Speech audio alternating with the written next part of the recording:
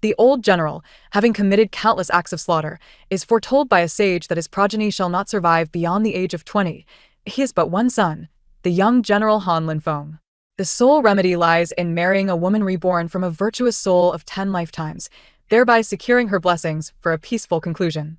In a previous life, my cousin was married off in my stead, and I created a tumultuous scene at the wedding, adamantly declaring myself the legitimate daughter of the Wen family.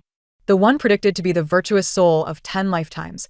Ultimately, with the old general's backing, I succeeded in marrying Han Linfeng. However, upon returning home, my cousin fell victim to robbers, suffering indignities that led to her demise, all while bearing 2 months' pregnancy. Enraged, my parents disowned me, expunging my name from the family lineage. Yet Han Linfeng remained steadfast in his affection, vowing to care for me eternally, which filled my heart with gratitude. But, as I entered my 2nd month of pregnancy, he cruelly cut open my abdomen, extracting our bloodied child. Do you not realize that Shuru carries my child? You have severed the bond of our family, condemning us to eternal separation, and yet you still harbor fantasies of birthing my flesh and blood? I hold no belief in retribution, nor do I care whether you are indeed the virtuous soul of 10 lifetimes. You have caused the death of my Shuru. I shall witness the depths of your malevolence. In that moment, I was mercilessly stripped of my heart, resulting in my demise. Upon opening my eyes, I found myself back on the day my cousin was wed in my place. Since you are so unable to discern good from evil, let us sever all ties once and for all. 1. Clad in a resplendent crimson bridal gown, I made my way directly to the general's residence. The guests surrounding me whispered and pointed, their gazes laden with curiosity. The venerable general, poised to partake in the ceremonial tea with his bride, caught sight of me at once. I knelt gracefully at a distance, neither servile nor defiant. General Han, I am Wen Linlang, the legitimate daughter of the Wen family, here to fulfill my betrothal. The general's brow furrowed, and he hastened down the steps to assist me. My parents, upon noticing my presence, were taken aback, rushing forward to shield me. Just as they prepared to speak, Han Linfeng descended the platform, kneeling before the general. Father, my heart belongs solely to Shuru. I wish to marry her alone. I do not heed prophecies. They are mere superstition. I shall turn 20 next year and live a prosperous life to prove it. Do not sacrifice my lifelong happiness for unfounded tales. With these words, I realized that Han Linfeng had also been reborn. In his previous life, he had merely cowered behind the general, following orders. This time, he stepped forth to defend the one he cherished. Though I was aware of his indifference towards me, the sight of my former husband stirred an unbearable ache within my heart. The general, incensed, raised his hand and struck Han Linfeng across the face. Rebellious son, my friend the master would never deceive me. Today, you must wed the legitimate daughter of the Wen family. It was under the iron fist of the general that Han Linfeng had been compelled to take a new bride, me, in his past life. At this moment, when Shuru lifted her veil, tears brimming in her eyes as she knelt before her parents. Father, mother, I implore you to grant me my union with the young general. My sister does not love him. She beseeches me to marry in her stead. I have fallen head over heels for the young general. I shall marry none but him. Upon hearing this, my father swiftly delivered a stinging slap to my face. Shameful. You do not wish to wed, yet you stir up trouble for me. I should have anticipated that my cousin's decision to marry in my stead was not solely her own. Without her parents' backing, how could she so easily arrive at the general's residence to wed? I had been frail since childhood, taken to a temple by my master at the tender age of 1. My stepmother, observing my parents' lack of sons, had presented her daughter to them for nurturing. My cousin was raised by them. It appeared that my blood ties paled in comparison to my parents' 18 years of nurturing Shuru. However, they could not cast their murky deeds upon me, for I was not a soft persimmon to be easily manipulated. I covered my face, tears streaming down. Father, when did I ever express a desire not to marry?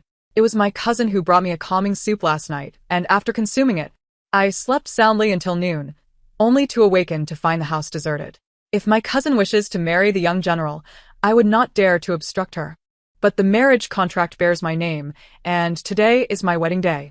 If she desires to wed, why does she not use her own identity? 2. My parents likely did not anticipate that the submissive daughter they once knew would now dare to speak back. Their expressions were filled with astonishment, momentarily at a loss for words. The general's residence had shown interest in the daughter of a fifth-rank official solely because I was deemed the reincarnation of a virtuous soul prophesied by the master. Only I could ensure the young general's prosperous fate. My cousin, wringing her red handkerchief and biting her crimson lip, stammered, "Sister, there are matters I had not intended to disclose. You told me last night that you had your heart set on another suitor and had already made a private vow. I could not bear to see you weeping, so I resolved to marry in your place. We have already performed 3 vows to heaven and earth, completing all rituals. To now retract my marriage would tarnish my reputation. I might as well die in despair." The spectators, upon hearing her words, regarded me with disdain and contempt. A noble lady, engaging in such scandalous behavior. No wonder she would dare to seize a wedding. An ordinary woman would weep at home rather than attempt to disrupt a union at the general's residence. To have privately pledged her troth yet still claim to wed the young general? Han Linfeng swiftly embraced the feigning cousin, vowing never to marry me. A triumphant smile graced her lips. I had merely intended to exploit this discord to delineate my boundaries with my parents and Han Linfeng. Little did I expect Wenshuru to publicly slander me in this manner. Henceforth, I would not hold back. With a cold smirk, I retorted, "Cousin, I have observed your recent bouts of nausea. If you dare to assert that I have already made a private vow, might I then conclude that you have been deflowered and are with child?" At once, Wenshuru's complexion drained of color, and Han Linfeng instinctively furrowed his brow. Whether I had made such a vow was ambiguous. However, your condition could easily be ascertained by a physician. Is there a doctor present who would be willing to assist? Should I be mistaken, I would willingly kneel before my cousin to apologize. Immediately, a hand was raised. "I can examine the bride for signs of pregnancy."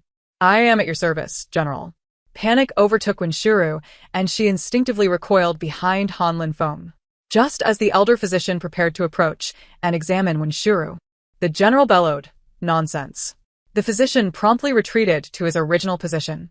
The general's piercing gaze swept over the assembly, his presence emanating authority born from a life steeped in bloodshed. Silence enveloped the room. The general spoke with unwavering conviction. "Today, I care not for private vows or pregnancies. My son shall marry only the legitimate daughter of the Wen family." With that, he turned his gaze directly upon Wenshuru. "Since you are a cousin of the Wen family, you shall retire to partake in the feast." Upon hearing this, Wenshuru, already in tears, clung to Han Linfeng's arm. Nearly collapsing, Han Linfeng knelt once more. "Father, I will marry no one but Wenshuru. If I cannot be with the one I love in this life, what meaning does living hold? I would rather die." The general, infuriated, clutched his chest and cursed, "You ungrateful wretch." My father, gritting his teeth, addressed the general with a bow. "General, I must confess, you are unaware of certain truths. Although it is publicly stated that Wenshuru is the child raised by my sister, she is, in fact, our own flesh and blood." My mother, upon hearing this, nodded vigorously. "Indeed, Wenshuru is the legitimate daughter of the Wen family. This Wen Linlang is but an adopted child." Relief was palpable on Wenshuru's face. Han Linfeng, despite knowing the truth, pressed his lips tightly together. "Years ago, we had given birth to her. My sister, seeing her joy, took her to raise. It was only when she was 2 years old that she was returned to us. Otherwise, how could she bear the Wen surname? This Wen Linlang is the daughter of a dear friend. We have merely been caretakers. She had only recently come to dwell with us, and the neighbors could attest to this." 3. I was taken aback by the lengths my parents would go to protect Wenshuru. They would even exchange our identities. Just how dearly did they cherish her? The general, astonished, could hardly fathom the truth. For a moment, he was speechless. One by one, voices began to emerge from the crowd. "The Lord Wen speaks the truth. Wenshuru has indeed grown up in the Wen household, while this Wen Linlang has only recently arrived.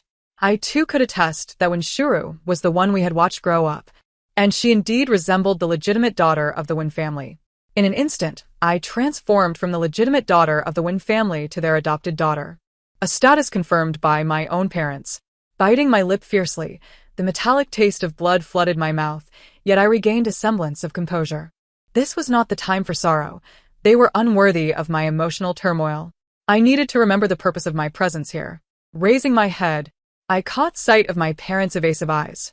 In light of this, I would sever ties with the Wynn family today, declaring that from this day forth, we are no longer connected in life or death. I implore all present to witness this. What do you mean? My parents exclaimed simultaneously. I wish to sever our relationship. I reiterated coldly. I will not allow it. My father exclaimed, waving his sleeve in indignation. Their insistence on distancing themselves from me, labeling me as the daughter of a friend, perplexed me. Now that I had chosen to comply with their wishes and decisively cut ties, why were they displeased? I am but the daughter of an old acquaintance, not your own flesh and blood. Why must you insist on keeping me by your side? Where shall you go upon leaving the Wynn residence? My dear child, today's circumstances compel us. In the future, we shall treat you generously, ensuring that you, as our adopted daughter, do not suffer. My mother gazed at me with tear-filled eyes, offering her heartfelt consolation. To my surprise, Han Lin Feng chose this moment to speak. As a frail woman unfamiliar with the ways of Bianjing, it would be wise for you to remain at the Wynn family estate. If you truly wish to marry me, once Shuru bears a child, I shall take you as a concubine. Shuru is known for her generosity and compassion, and she will not make things difficult for you. When Shuru regarded me with a sorrowful gaze, I truly could not fathom the audacity of Han Lin Feng. The vengeance for my and my child's tragic demise in the previous life remains unfulfilled, and now he expects to take me as a concubine in this life? Such a delusion. I would rather marry a farmer than become a noble concubine. I bit out those 8 words defiantly. Han Lin Feng's expression darkened, his gaze fixed on me with disappointment. Just as we found ourselves at an impasse, a nonchalant voice interjected, suggesting that there was no need for such a dramatic severance of ties. I looked up to find myself meeting the gaze of Gu Qinbei, the heir of the Huai Wang. He observed me with a teasing glint in his eye. As the saying goes, a married daughter is like spilled water. You might as well find someone to marry. To be honest, I had considered marriage, but after being betrayed by Han Lin Feng in my previous life, I had lost all faith in the institution. In my hesitation, the young lord declared, "This prince is in need of a princess. You seem like a suitable adopted daughter. Why not marry me?" I was taken aback by the earnestness in Gu Qinbei's eyes. Who could forget that he was known for his flirtations and frequent visits to brothels? At 28, he had failed to find a suitable noblewoman willing to wed him. Just as I was about to refuse, the young lord insisted.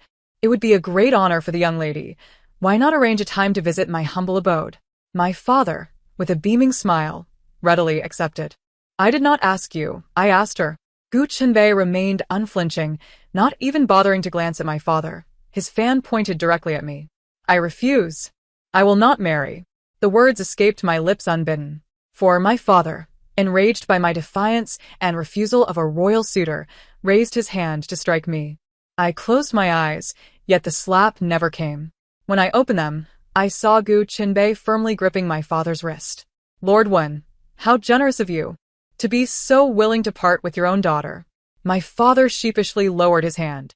Young lord, this is the general's residence, not a brothel for your amusements.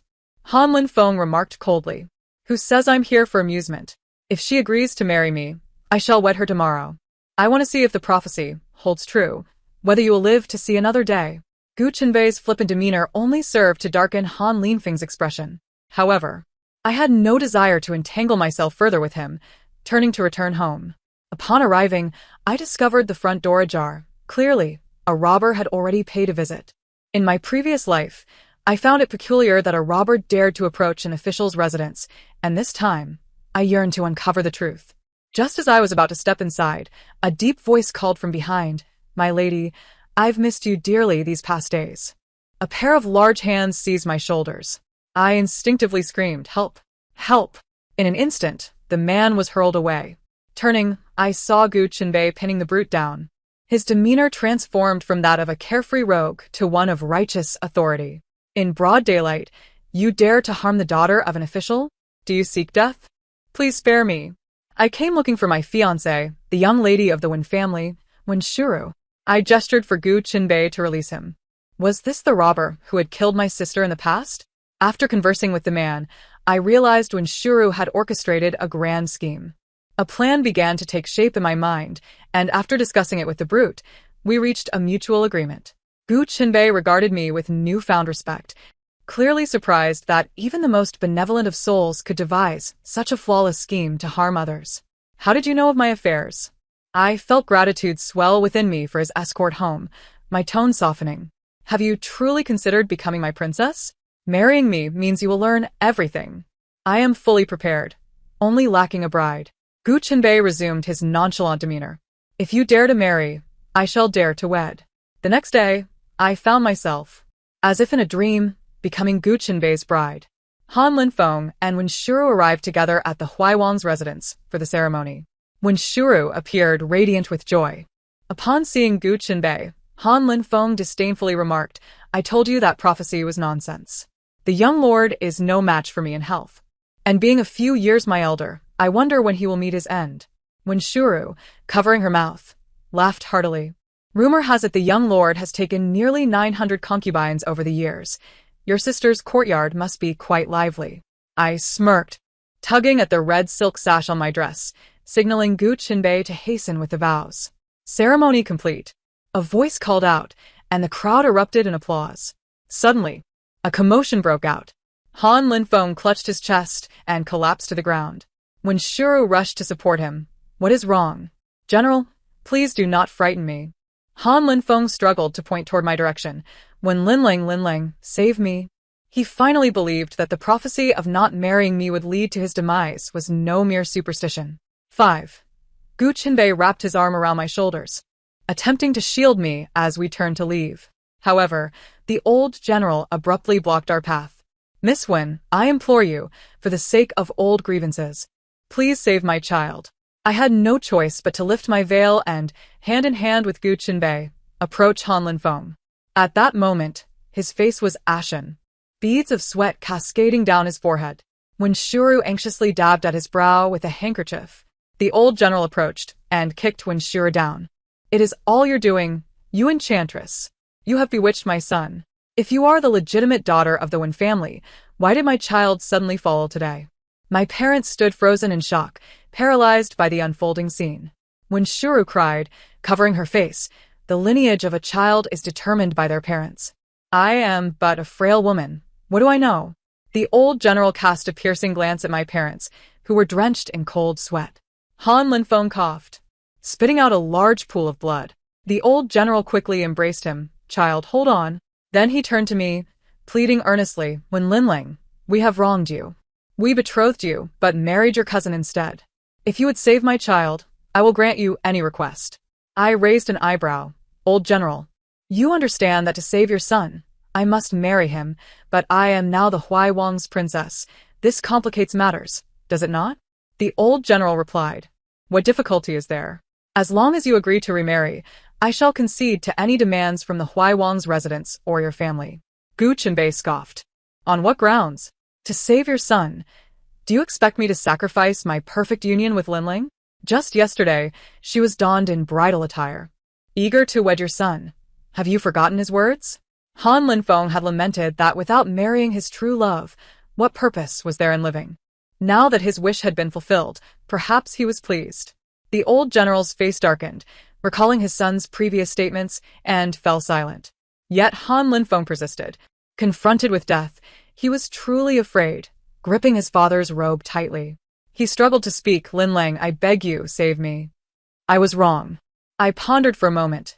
The ceremony between the young lord and me has already been completed. While I may not possess my cousin's talent for leveraging others' identities, I believe her words hold truth. To break off an engagement is to ruin a woman's reputation. It would be better to die than to suffer such disgrace. Upon hearing this, Han Linfeng ceased to speak, closing his eyes as a single tear fell. As we prepared to depart, the old general suddenly knelt behind us with a thud. The elderly warrior, who had spent the majority of his life on the battlefield, bent his back and spoke. Miss Wen, I am acutely aware of my son's transgressions against you. However, at this moment, you are his only hope. He is my sole child. I implore you, devise a means to save him. I exchanged a glance with Gu Qinbei before slowly turning away. Gu Qinbei interjected. She is my consort. To ask her to remarry is tantamount to my death. I continued. Aside from marrying me, there exists another solution. I recall my master once mentioning that such a fate is typically wrought from the grievances of wandering spirits. To save oneself, there remains but one method. The old general and Han Linfeng's eyes sparkled with renewed hope. One must take the heart's blood of their beloved and offer it at the mass grave, personally honoring it for 3 days and nights. Though the young general may not return to his former self, he can be spared his life. Upon hearing this, the old general exhaled in relief. Immediately, someone nearby presented a dagger and a bowl. Han Linfeng's feeble gaze turned to Wenshuru. Shuru, you must come quickly. Yet. Wenshuru, paralyzed by fear, retreated, clutching her arms. No, no. Will he still live after taking the heart's blood? After a moment, she seemed to recall something. Han Lang, I am still with child. How can I provide heart's blood? Han Linfeng regarded Wenshuru with disappointment. The old general, incensed, ordered her to be forcibly restrained to take the blood. Gu Qinbei shielded me as we departed. As Han Linfeng observed my retreating figure, memories of our past life flooded his mind. My meticulous care during his illness, his frequent temper tantrums, believing I hindered his lifelong bond with Wenshuru. Often, when he saw the meals I prepared for him, he would unleash his fury, discarding them entirely. He humiliated me, claiming my cooking was fit only for dogs. I toiled to perfect my culinary skills, often scalding my fingers. There was a time when Han Linfeng himself fell ill, enduring 3 days and nights of relentless fever. The physician warned that if it persisted, dire consequences would ensue. It was I who doused him with cold water to bring down his temperature, holding him close until he cooled down. Ultimately, he was saved, but I succumbed to a chill and developed a cough. Vivid scenes from my past life played like lanterns before his eyes. Suddenly, he felt foolish for mistaking a false gem for a true pearl, having devoted himself to the hypocritical Wenshuru. After taking her heart's blood, Wenshuru wept profusely. The old general, unwilling to delay any further, hastened with Han Linfeng to the mass grave. Yet, Wenshuru cowered behind. I shall not go. As a frail woman, I am terrified of the mass grave. The old general, no longer willing to indulge her, left her behind and departed swiftly. It was said that after that incident, Han Linfeng did indeed preserve his life. Yet he remained exceedingly frail, requiring assistance even to walk. Observing his condition, Wenshuru was filled with disdain. The old general's anger flared at the sight of her. Yet he considered that she might be carrying Han Linfeng's only child, thus the general's household continued to provide for her generously. After their marriage, I inquired of Gu Qinbei how he knew so much about me. He merely smiled gently and said it was for me to remember in my own time. That rogue. He deceived me. 6 months later, I never anticipated crossing paths with Han Linfeng again. That day, I had just returned from the temple to the prince's residence when I spotted a figure standing at the entrance, snow piled high on his shoulders, suggesting he had been there for quite some time. I intended to bypass him, but to my surprise, he seized my wrist. Turning back, I found it was Han Linfeng, now gaunt and skeletal, his eyes sunken. Upon seeing me, a peculiar light ignited in his gaze. Lin Lang, is it truly you? I thought I was dreaming. I yanked my arm away. Han Linfeng, show some respect. I am now the prince's consort. His expression was one of hurt as he stammered, Gu Qinbei. Does he treat you well? Hearing this name brought a smile to my lips. My marriage to him was merely a means to escape the Wen family, to distance myself from my heartless parents. I discovered that he was not the debauched scion the world painted him to be. His father, the Huai Wang, was feared by the emperor, forcing him into a facade of propriety. He often lingered in brothels, yet only encountered virtuous courtesans. The so-called concubines remained in the manor, serving as maidservants. With this revelation, I met his gaze directly. My husband treats me exceedingly well. Han Linfeng appeared visibly crushed, stumbling as he did so. I ignored him, preparing to enter the residence, but he grasped my sleeve tightly, saying, Lin Lang, I miss you. I could scarcely believe my ears. Furrowing my brow, I pulled my sleeve back. Young general, have you had too much to drink? Your wife is near her time. Why come to me with such sentiments? His expression twisted in pain as he sank into memories. Lin Lang, you may not know, in our past life, we were indeed husband and wife. And we had a lovely child. His self-proclaimed depth of feeling made me want to retch. I interrupted, so, you killed my child, ripping him from me. You extracted my heart, wanting to see if it was black. Am I right? I am also curious. What color is my heart? Is it black? Are you satisfied? Young general? Upon hearing my words, Han Linfeng sat in disbelief on the ground. Realization dawned upon him as he murmured, "So, you too have been reborn. You never intended to marry me from the start. You are here for revenge." I nodded in satisfaction. Who would marry you after seeing through your true self? I am a virtuous person, not a fool. At that moment, an unexpected figure entered my line of sight, swiftly positioning himself between Han Linfeng and me. Upon closer inspection, it was Gu Chunbei, his face a mask of controlled fury as he glared at Han Linfeng. "What do you want now, Spectre? Do you wish to steal my wife?" I found his protective demeanor amusing and tugged at his sleeve. "I bought you some red date and hibiscus cake. Let us go eat. You should not wander off like this. I worry for you." Han Linfeng watched as I leaned into Gu Chunbei's embrace, his eyes reddening. It dawned on me that everything had irrevocably changed. I turned back to Han Linfeng, a smile gracing my lips. "The grand gift I promised you is on its way. It will surely astonish you." Before long, a grave incident unfolded in Bianjing. On the night of the general's wife giving birth, robbers broke into the residence. Chaos ensued. When Shuru struggled to deliver her child, while the physician and midwife, alarmed by the increasing bloodshed, were in a state of panic. The old general fought valiantly alongside the household soldiers. The robber leader shouted, "That is my child. You, general's household, have taken my wife, and now seek to take my child?" The old general, stricken with fury, nearly collapsed, only to be supported away by nearby soldiers. The robbers stormed into the room where Wenshuru was giving birth, causing the physician, midwife, and maidservants to scatter in fear. Trembling with terror, Wenshuru cried out, "Do not come any closer." The robber leader, grinning maliciously, responded, "My dear, we meet again. Please do not approach. This is our child." She pleaded, "How could I not come? You deceived me, masquerading as a nobleman. I never loved you. I was ensnared by your charms. Now I am the general's wife. Leave, and I can offer you wealth. Anim Fing, sabe me. Save me and the child." When Shuru screamed in anguish. Unbeknownst to her, Han Linfeng had struggled to the door, initially intent on risking everything to save them both. However, upon hearing her words, his belief shattered. This child was not his. Weakness overtook him, and he collapsed to the ground. Then, screams echoed from within. When Shuru's abdomen was brutally opened, and the cries of the child echoed in the air. The robbers erupted in cheers. They seized the child and swiftly made their escape. It was only upon encountering that bandit that I learned my cousin was, in fact, carrying his child. He genuinely yearned for the infant. However, once my cousin discovered his true identity, she ceased all contact with him, prompting him to take desperate measures to seek her out. Thus, I divulged to him whom my cousin had married and when she was due, urging him to reclaim his child. The old general was roused from his slumber. Yet Han Linfeng appeared utterly dazed. Upon learning the circumstances, the general bellowed, "The Wen family has gone too far." In a fit of rage, he submitted 3 memorials to impeach my father. The old general was already a venerable figure across 3 dynasties, and the emperor took this matter very seriously. To appease the veteran statesman, my father was ultimately imprisoned.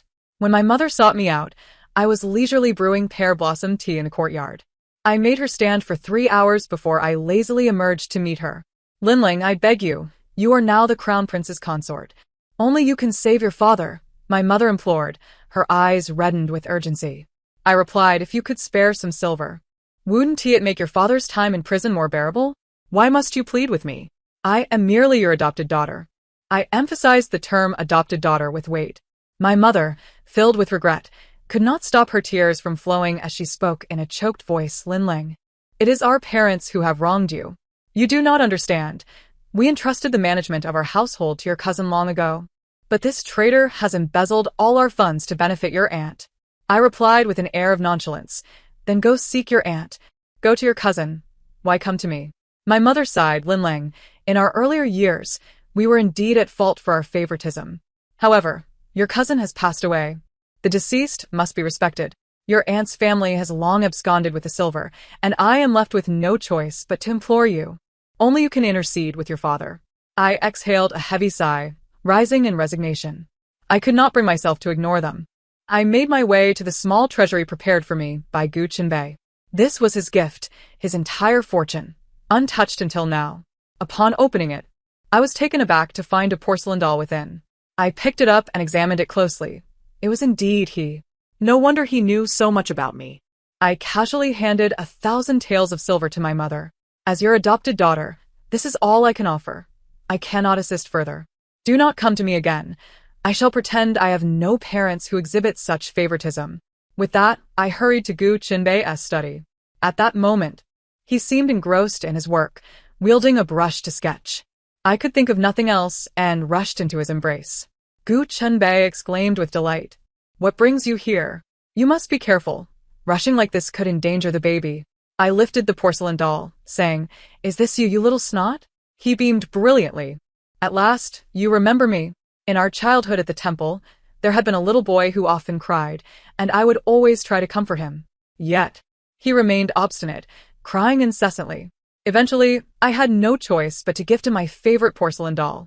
To my relief, he adored it and ceased his tears. We played for a while until he was taken away by his family. I only knew he was of noble lineage, unaware of his true identity. It turned out he was Gu Qinbei. I glanced at the table where he was sketching my portrait. It was a peculiar sensation to be cherished in someone as heart. 8 months later, the child was born, a boy. We named him Gu Lele, hoping he would find joy throughout his life. My father was later exiled 3,000 miles away to reside in a distant borderland, and my mother accompanied him. It is likely that we shall never meet again in this lifetime. I will safeguard my little family, choosing not to bear any more children or adopt. I will forever bestow my affection solely upon my one and only child. Thus shall my remaining days unfold, and it shall be enough. The end. Thank you for listening. We shall meet again in the next story.